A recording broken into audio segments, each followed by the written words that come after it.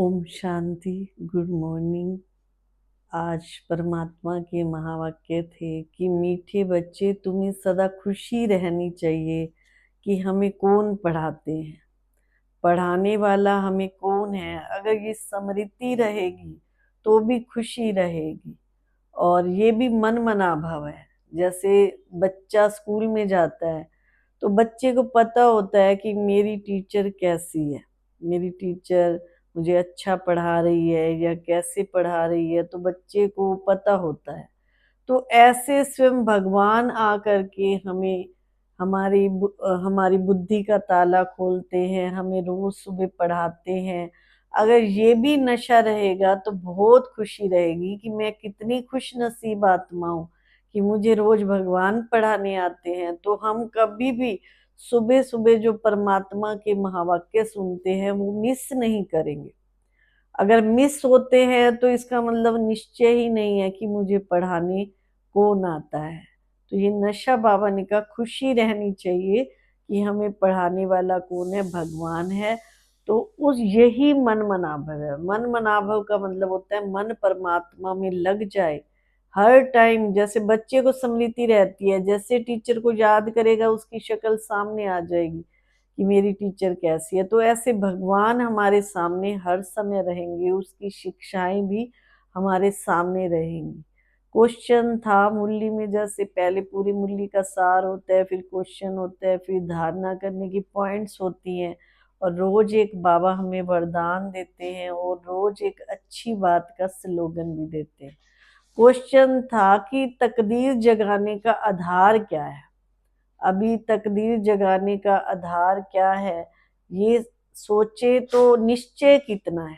बाबा ने कहा कि निश्चय जिसको पक्का है तो उसकी तकदीर जगी जगाई है। वो कभी भी ऐसे नहीं कि कभी आ गए कभी ना आए। निश्चय वाले को पक्का होगा कि मुझे कौन पढ़ा रहे हैं, स्वयं भगवान पढ़ा रहे हैं। और ये भी बाबा ने कहा कि हमें ये भी निश्चय होना चाहिए कि भगवान हमें मुक्ति और जीवन मुक्ति का वर्षा देते हैं। जो निश्चय बुद्धि बच्चा होगा तो उसको ये होगा कि हाँ, मेरे पिता जो है मुझे सही राह दिखा रहे हैं और मुझे पढ़ाने वाला कौन है। ये पक्का निश्चय होना चाहिए। आप कहीं भी जुड़े हुए हैं, किसी भी संस्था से जुड़े हुए हैं, अगर आपका निश्चय पक्का नहीं है तो आप थोड़े दिन जाएंगे और फिर क्या करेंगे, छोड़ देंगे उसको। जिसको निश्चय पक्का है, अब स्कूल में कौन सा बच्चा पढ़ाई पढ़ता है कि हाँ उसको निश्चय होता है कि मैं वकील की पढ़ाई पढ़ रहा हूँ, मैं डॉक्टर की पढ़ रहा हूँ, तो वो क्या करते हैं उस हिसाब से मेहनत भी करते हैं, पुरुषार्थ भी करते हैं। तो ऐसे परमात्मा हमें इंसान से देवता बनाने आए हैं कि बच्चे तुम अपने अंदर दैवी गुण धारण करो। तो जिन बच्चों को निश्चय है वो तो रोज जाएंगे।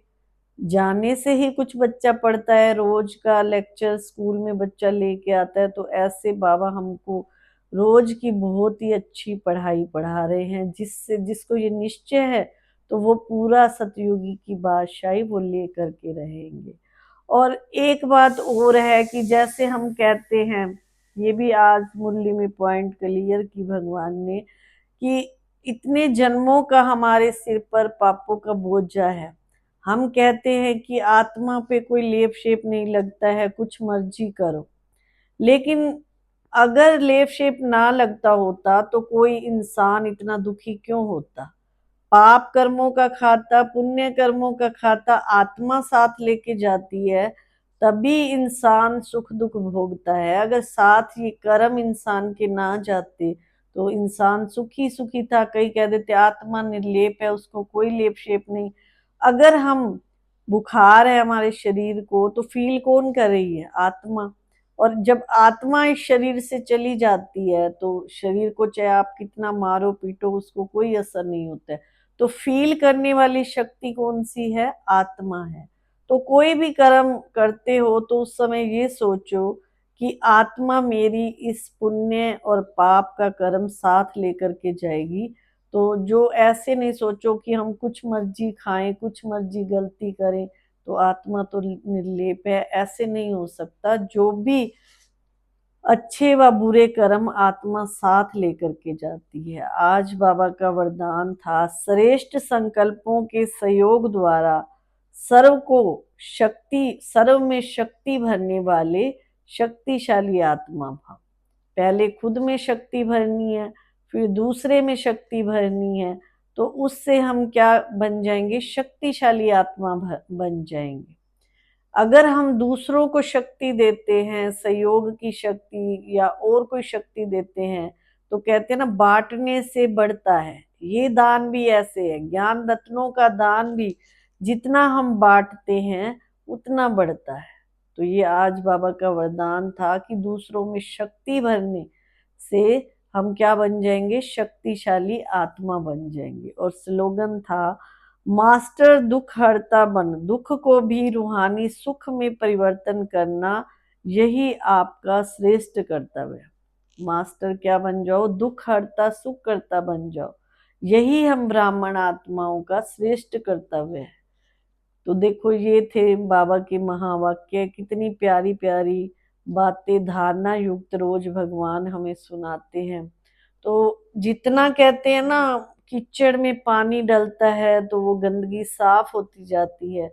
तो ऐसे रोज के परमात्मा के महावाक्य सुनने से हमारे मन और बुद्धि बिल्कुल स्वच्छ होते जाते हैं। तो सोचो, जो शांति धाम और सुख धाम ले जाने का रास्ता बताते हैं, तो क्या हम नहीं जाएंगे सुख धाम और शांति धाम? ये पक्का ही है। और परमात्मा के पास है दिव्य बुद्धि की चाबी।